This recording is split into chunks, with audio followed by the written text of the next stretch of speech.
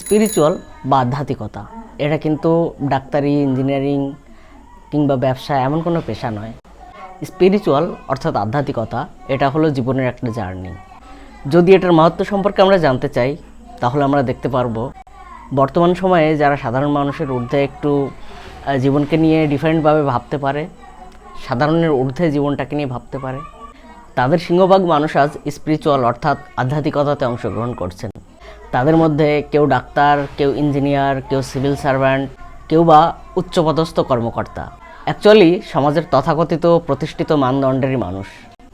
তারা আজ বিলাসবহুল আরামভোগের জীবন ছেড়ে নিজেকে মঙ্ক হিসাবে গড়ে তুলেছেন, জীবনটাকে অন্য মার্গে নিয়ে যাচ্ছেন।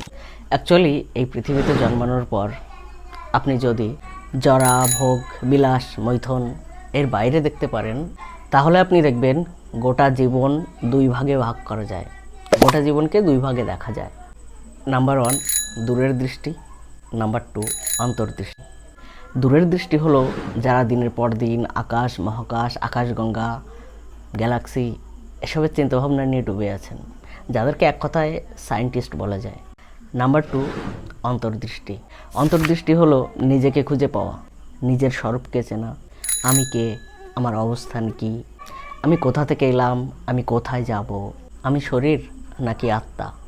আর ঠিক এখান থেকেই শুরু হয় স্পিরিচুয়াল অর্থাৎ আধ্যাত্মিক জার্নি, যার ফলস্বরূপ মানুষ নিজেকে চেনে, নিজেকে জানে, নিজের চরিত্রকে বিচার করতে পারে, আর ধীরে ধীরে ঈশ্বরকে বুঝতে শুরু করে।